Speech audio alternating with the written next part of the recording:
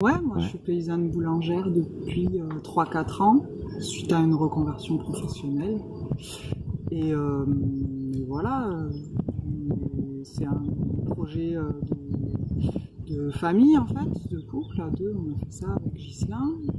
On a 2 enfants et suite de nombreuses réflexions qu'on avait dans la tête, à un moment donné, on a changé de travail. C'était quoi ton parcours avant, en 2 mots? T'étais dans la Du coup, recherche? j'étais dans la recherche, ouais. J'avais fait une thèse en biologie du comportement animal et après un postdoc.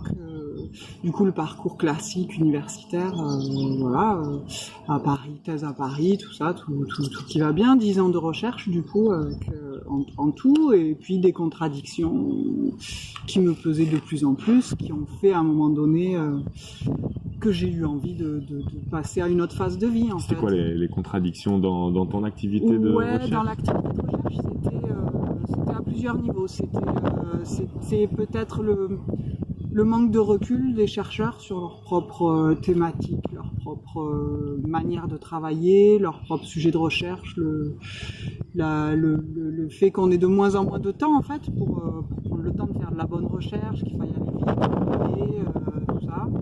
Et puis après aussi, il y avait une partie, moi je travaillais en postdoc sur la souris, donc il y a une partie sur l'expérimentation animale qui me questionnait de plus en plus. Et j'étais du coup dans un laboratoire avec beaucoup de disons une approche de la recherche un peu différente de la France. C'était essentiellement des Américains et tout, avec un côté super chouette parce que très enthousiaste, plein d'argent, donc on pouvait faire des projets fous et tout, mais qui me posait des questions quant à en fait, est-ce que ça vaut la peine de faire ce genre de recherche? Pourquoi? Je trouvais qu'il n'y avait pas assez de recul, de réflexion profonde sur est-ce qu'on a envie d'aller dans cette voie-là, est-ce que voilà, de réflexion plus éthique quoi, ou épistémologique, qu'on ne prenait pas le temps de ça. Et tu t'es pas dit que en faisant de la recherche, en continuant dans ce domaine de la recherche scientifique, mais dans un domaine un tout petit peu différent, tu pouvais trouver une réalisation, t'épanouir? En fait, il y avait aussi qu'en même temps, je voyais bien que, du coup, par comparaison, le système français me plaisait bien, quoi, avec le CNRS, avec une qualité de recherche que je trouvais vraiment bien, et puis des labos fondés avec des chercheurs qui sont ni chefs, ni chercheurs précaires comme des thésards ou des postdocs, et que en fait, ce que je voyais, c'était qu'il y avait une caste de ce système-là pour aller vers des appels d'offres de recherche, de la recherche sur 5 ans, où on emploie une armée de postdocs, et donc le système de recherche à la française, qui me semblait être garant d'une continuité de la recherche, d'une transmission des techniques, des compétences et des savoir-faire et tout ça, je le voyais en train de se casser la gueule, quoi, parce que en fait, sur des appels d'offres sur 5 ans, au bout d'un moment, quand le projet s'arrête, on n'a plus d'argent pour payer Bidule qui sait faire cette technique, il peut pas la transmettre parce qu'il a pas le temps, il est pas là, il peut pas, ou il y a pas encore le suivant qui va prendre sa place à un moment donné, tout ça, donc on perd la technique, on perd, et du coup, une destruction d'une organisation qui marchait bien, quoi. Et du coup, moi, étant dans une partie de la recherche un peu délicate à financer, savoir le comportement animal, c'est pas un domaine qui est prioritaire, disons, dans les axes de recherche actuellement, où surtout l'État cherche à faire des cofinancements privés-publics pour financer des labos. On était à l'époque plus sur l'excellence, etc. Du coup, le côté appliqué, les pôles d'excellence et tout. Et effectivement, moi, j'avais fait ma thèse dans un labo à Paris sur le comportement social des fourmis et tout ça. Et on avait de plus en plus de mal à financer ce genre de recherche, quoi. Donc, un peu tout ça a fait qu'à un moment donné, je me suis dit non, là, je vais pas y arriver. L'enseignement, ça me plaisait, je trouvais que ça avait du sens, mais je sentais que je m'y épanouirais pas, quoi. Donc du coup, voilà, tout ça un peu. Et l'idée là un peu des entretiens que je mène pour questionner donc ce que j'appelle la dimension politique du travail. L'idée c'est que son agir au monde principal il est au travers du travail. On parle souvent d'une consommation éthique et responsable, mais ça, c'est vraiment qu'une toute petite partie d'un individu. Un individu, son être au monde, là où il met beaucoup de son temps, là où il met sa créativité, les compétences acquises au travers de sa formation, etc., c'est au travers de son travail. Donc le choix de son travail est pas neutre sur son agir au monde, c'est plus fort qu'un bulletin de vote, c'est vraiment une action politique. Et comment, donc j'imagine qu'au travers de la recherche, tu avais sans doute une idée d'action politique et tu viens de décrire que tu sentais que tu n'allais pas pouvoir la réaliser. Et qu'est-ce qui t'a amené à te dire que paysan boulangère pouvait être une activité politique, une action politique qui te permettait de t'aligner? Du coup, effectivement, le choix de la recherche, ça répondait vraiment à une envie j'y trouvais du sens, non seulement pour moi personnellement, un épanouissement personnel dans le travail. L'épanouissement personnel, plus le fait d'augmenter la connaissance, bon, à mon moindre niveau évidemment, mais je veux dire de participer à la génération de connaissances fondamentales qui pourra servir à quelque chose ou pas, la collaboration entre les chercheurs et tout ça, cette idée-là me plaisait en fait. Et à un moment donné, donc tout ça m'a fait prendre conscience que finalement, cette dimension-là, je la trouvais vraiment somme toute très négligeable, avec plus un côté de compétition entre les labos, entre les chercheurs, plutôt que de réelle coopération.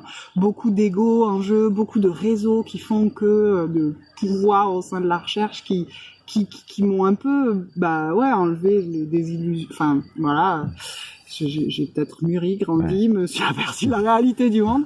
Et donc, à un moment donné, ça a été, le changement, c'était lié au fait que, la recherche, souvent, essentiellement, ça se fait dans des grandes villes, dans des villes. Du coup, aussi, on vivait à la ville. Et du coup, l'envie, en fait, de campagne, en fait. Et d'aller à la campagne, là où vraiment une envie de sens, de proximité avec la nature.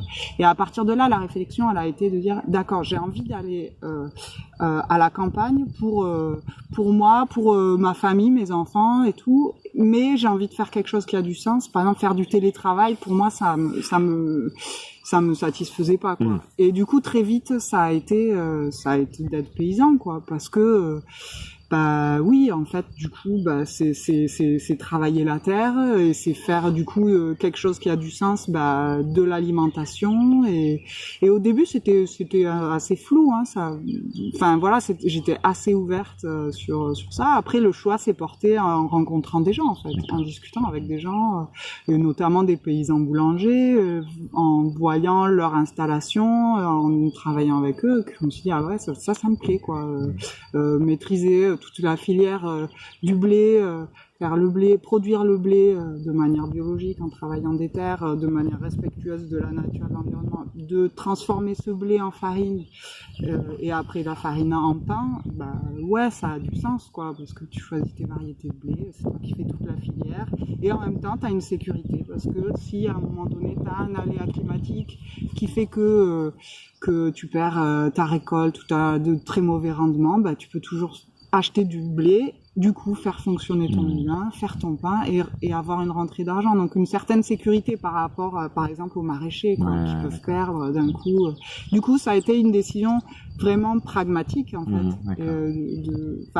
Une réflexion. Et sans entrer dans le détail de l'activité, on en parlait ce matin, entre l'image d'Épinal que peuvent avoir des urbains sur la façon dont on vit à la campagne et qu'en fait on imagine un boulanger juste une fois que le pain est sorti, on pense pas à toute la logistique, à toute l'organisation qu'il y a derrière, etc. et qu'on passe pas juste son temps à enfourner, défourner, mais à faire plein d'autres choses, à couper du bois, à faire des projets, etc. Sans entrer dans ce détail-là qui mériterait d'autres entretiens. Comment aujourd'hui tu sens cet alignement entre cette fameuse dimension politique du travail et le travail que tu t'es construit petit à petit? Est-ce que tu te sens aligné? Est-ce que finalement tu sens quand même des écarts qui seraient toujours à combler? Comment tu vis avec ça? Non, moi franchement, je me sens vachement bien. Je ne sens plus, je sens plus le stress du dimanche soir que je sentais avant, par exemple, sur la reprise. Je sens plus de sentiment d'imposture ou d'illégitimité que je pouvais sentir avant, un truc où je me sentais Ouais, peut-être pas à ma place. Imposture, etc. qu'est-ce que tu veux dire? Imposture, pas, enfin, d'être la sensation de pas être à ma place, quoi. Et imposture dans le sens où, en fait, tout le monde, j'étais acceptée, bien intégrée, et je publiais et tout, donc voilà, je rentrais dans le système et il n'y avait pas de souci. Mais moi, j'avais l'impression d'avoir de jouer un rôle là-dedans. Pas jouer un rôle, mais que c'était pas vraiment ma place. En fait, de savoir que là, c'était chouette. Parce que t'étais pas compétente pour, ou parce que t'avais autre chose à apporter au monde? Ouais, je pense que c'était ça, ouais. Je pense que c'était ça, ouais. Que je sentais, je sais pas, il y a des choses, c'est vraiment de l'ordre de l'intuition, ouais, des moments ou des rencontres où tu te fies à ton intuition et tu sais que là faut y aller, ou tu sais qu'il faut pas. Là, je savais que j'étais bien dans ce que je faisais. Je pouvais continuer mon boulot, hein. Ma chef dans mon labo et tout me disait tant que tu veux, tu peux rester avec nous. Enfin, c'était vraiment une bonne dynamique de travail et j'avais de la reconnaissance au travail, etc. Mais c'était moi de manière interne. Et ce truc-là, je l'ai plus du tout, c'est-à-dire je me sens, oui, comme tu dis, alignée, ouais, ça me parle, et cet alignement, je le trouve rationnellement, de par mon activité de paysanne boulangère, où je trouve qu'il y a un équilibre entre à la fois le respect de la nature, de travailler le sol, et aussi le rapport aux gens, quoi. C'est vrai, quoi. Quand des gens me disent, ouais, ton pain, il est super bon, mais vraiment, etc. Enfin, c'est une vraie reconnaissance, ça fait vraiment plaisir, quoi. Dans la journée, arriver à faire le pain et voir que, ouais, ça, c'est moi qui l'ai fait, quoi. C'est concret, quoi. En fait, c'est super concret. Et après, au niveau de la ferme, c'est vrai qu'on a choisi une ferme aussi, pas par hasard. On ne voulait pas s'installer n'importe où à la campagne. Moi, au début, je suis citadine depuis pour la majeure partie de ma vie, j'étais vraiment citadine, et vivre à la campagne, ça me faisait peur, mais juste parce que ça veut rien dire vivre à la campagne. Ça dépend ce qu'on met derrière, ce qu'on s'imagine.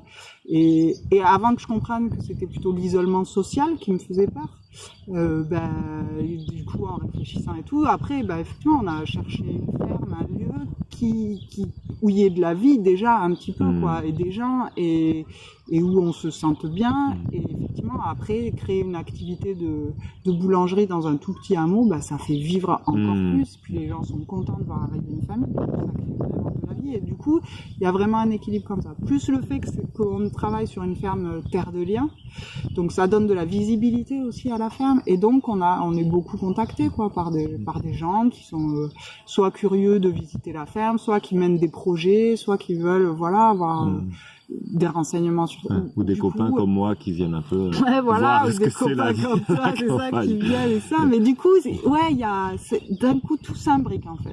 Donc c'est avant tout un projet de vie, et dans ce projet de vie, il y a un travail qui est venu permettre de faire sens dans ce projet de vie. Mais c'est vrai que c'est compliqué. Par exemple, sur la ferme, on cherche un associé, quelqu'un pour travailler avec nous.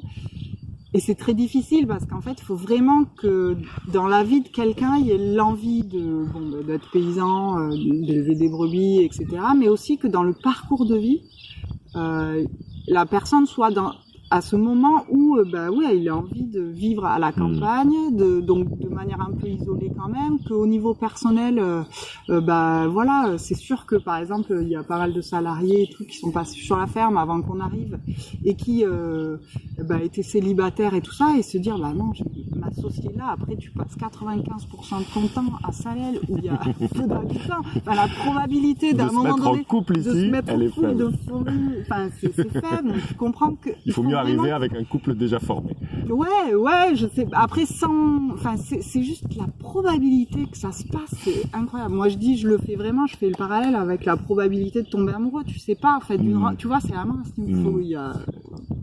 Et du coup, c'est très imbriqué, et les deux ensemble, quoi.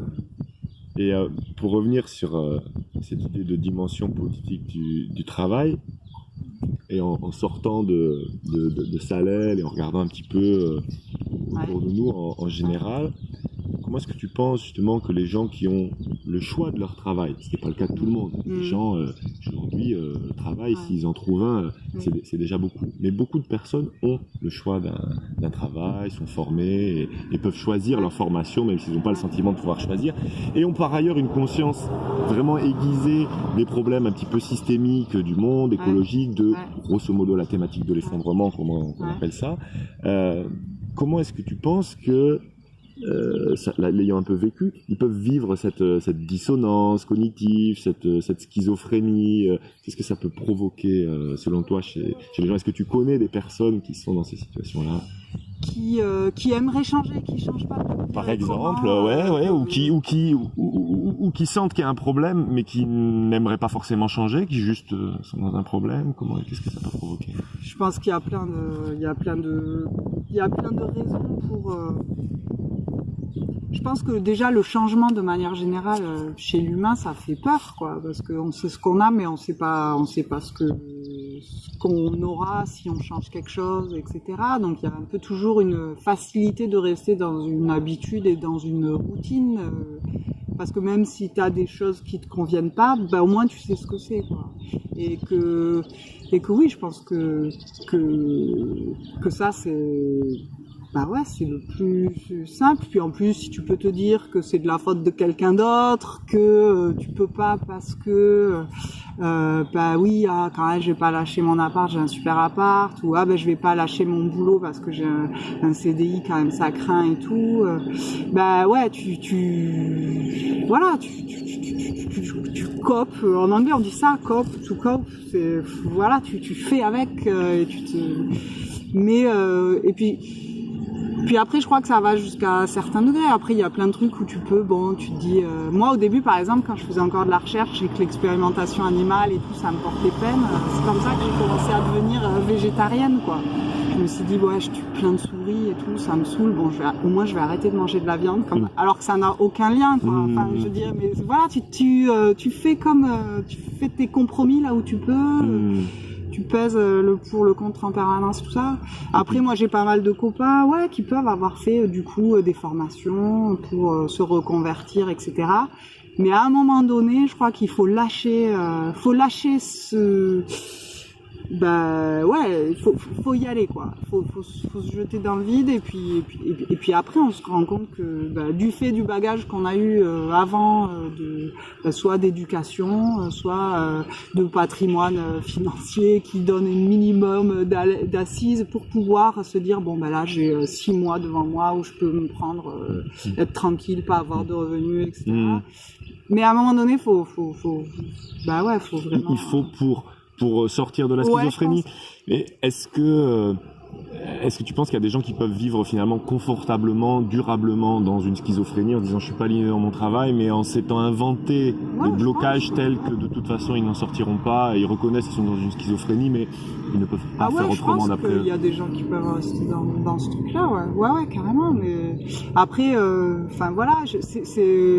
je dis pas que c'est facile non plus d'en sortir. Donc je sais que d'être en couple et d'être à deux, à évoluer de cette manière en se disant là ça quand même ça va pas trop et de se dire et d'avoir envie de changer en même temps et tout, c'est une facilité en fait de pouvoir être à deux, de faire ce changement à deux, quoi. C'est rassurant quand même. Et ça, après tout le monde n'est pas en couple au moment, où il y a un changement, une envie de changement et après il y a vraiment changement, un peu révolution quand même. Révolution, de manière. Et si on reprend un peu l'idée de révolution réformisme, tu penses qu'il y a plus une idée un intérêt à faire une révolution dans son rapport au travail, donc pour aligner quelque part ses convictions politiques avec la dimension politique de son travail, que du réformisme ne serait pas possible, c'est-à-dire essayer de rester à sa place et essayer de résoudre petit à petit sa schizophrénie. Moi, je pense, à un moment donné, dans la recherche, justement, j'avais des copains qui étaient maîtres de conf et tout, qui me disaient, mais non, mais il faut que tu restes, on a besoin de gens, en fait, qui soient critiques du système pour, justement, voilà, lutter de l'intérieur, c'est de toujours le même gros truc, quoi. Rester à l'intérieur pour changer ou sortir. Et ça, moi, j'y arrive pas. Après, je pense que ça dépend des tempéraments aussi, ça dépend de plein de choses. Moi, je sais que ça, je pouvais pas, et je m'en suis rendu compte super vite, en fait, parce que à la fin de ma thèse, quand un jour, je me suis dit, mais est-ce que si jamais là, il me proposait un CDI pour rester là, d'être là et tout, je ferais? Je me suis dit, non, en fait. J'avais pas envie. C'est pas le boulot avoir un boulot super, hein, de maître de conf dans une université parisienne et tout ça, non. Ça m'aurait pas dit. Alors que c'est difficile à obtenir. Alors que c'est dur à obtenir, que c'était la suite logique et que voilà. Et là, tu te dis bon, c'est qu'il y a quand même quelque chose, c'est que moi, en fait, mes choix, et c'est vrai tout au cours de mon cursus universitaire, ça n'a pas été qu'un choix stratégique pour avoir un boulot, pour manger. C'est vraiment de vie, quoi. Et après, je pense qu'il y a des gens qui où il y a aussi la situation dans laquelle moi je sais que financièrement par exemple je me suis jamais endettée jusqu'à maintenant, donc j'ai jamais eu de trucs où tu dois rembourser un emprunt ou de parents malades que tu dois aider ou il y a aussi une facilité de vie qui fait que à un moment donné tu peux faire ce choix. J'étais pas avec d'autres contraintes financières ou familial, de parents malades, tu dois t'occuper de plein de choses différentes qui font que, et un soutien aussi, hein, de familial et qui fait que, une confiance, qui a rendu ça aussi, qui facilite, à mettre en cohérence, en fait, les idées et la pratique, et notamment à travers le travail, quoi. Après, c'est que pour revenir au travail, à la dimension politique du travail, il y avait quelque chose qui nous trottait pas mal aussi, c'était travailler à plusieurs, en fait, et de manière horizontale, quoi. Et que ça, dans la recherche, du coup, tu pouvais l'avoir un petit peu en fonction des gens, etc. et tout, mais bon, sinon, la structure d'un labo, c'est quand même avec un chef de labo, et puis c'est très hiérarchisé, et tout ça. Et on avait envie de travailler à plusieurs. Par exemple, nous installer en couple seulement de paysans, ça nous disait pas du tout, quoi. Mais et c'est vrai que, par exemple, les fermes, t'as des structures juridiques comme les GAEC, qui existent, qui ont déjà bien ficelé, en fait, où tu peux décider de tout, en fait, de ton organisation, du temps de travail, le capital social, le pourcentage de capital social entre associés, etc., qui aident à un travail de manière totalement horizontale. Salut Clio! Ouais, et toi? Ouais, ça va? La rivière, ah bah oui. Ouais, très bien, voilà. Ouais, carrément. Oui, peut-être on va livrer ensemble du coup. Et du coup, si jamais tu veux prendre une douche à la maison quand tu te changes, je comprends que se mettre c'est une possibilité, quoi. Je te le dis, du coup, si tu veux. Cool. Ok. Ça marche. À demain, ciao. Du coup, c'est Clio que. T'aides avec le pain? Du coup, qui est salarié à mi-temps. Ah, d'accord. Donc le pain voilà. Le pain, elle a encore jamais fait, mais là, du coup, sur les circuits de livraison, on se dit que ça peut. Et oui, du coup, ça c'était sur. Voilà. Il y avait du coup le sens d'être paysan sur la pratique agricole, le lien social à travers le pain et tout, mais aussi après en interne, quoi, entre associés, de pouvoir vraiment fonctionner de manière horizontale, quoi, entre associés, quoi. Ouais, donc l'organisation, tu vois, là aussi, c'est la première, c'est une structure politique. Voilà, c'est ça. On a montré que on peut travailler, tu vois, là, du coup. Vous avez fait l'expérience aussi de vivre dans un habitat groupé, et là, tu vois, d'être 3 associés, de travailler avec des salariés, on n'aime pas le statut de patron, en fait, vraiment avec les salariés, devoir dire quoi faire, etc. On n'est pas à l'aise, quoi. C'est pour ça que du coup je disais on cherche plutôt un associé, parce que la relation est plus intéressante pour nous, parce que c'est quelqu'un qui se sent au même niveau, qui apporte son opinion, et qu'on discute ensemble, et que après on prend ensemble une décision qui est la plus appropriée pour gérer la ferme, et on a un objectif commun, c'est faire fonctionner cette entité là, quoi. Et ça, Donc, comme tous les patrons, vous trouvez que les salariés s'impliquent pas assez, en fait. Non, c'est pas ça. C'est vrai que des fois, on a des discours comme ça, de dire, ah non, attends, je suis en train de dire ça. Mais non, c'est parce qu'en fait, c'est pas évident de s'engager. En fait, je pense que, bah, tu vois, par exemple, il y a des copains qui avaient une ferme qui avaient envie d'avoir des associés. Du coup, des salariés sont devenus associés et bizarrement, pour faciliter leur entrée dans la ferme, il n'y a pas eu d'entrée dans le capital social. C'était à l'euro symbolique, quoi. Et les personnes n'ont pas su ou non, je sais pas, sont restés dans ce rôle de salarié, bien qu'étant associés sur le papier, tu vois. Du coup, il y a vraiment un truc où bah ouais, l'engagement, enfin, tu vois, je sais pas si c'est que le côté financier ou quoi, mais ça y participe, quoi, pour vraiment se sentir impliqué, quoi. Et, ouais. Donc non, c'est pas que la faute des salariés. Loin de là.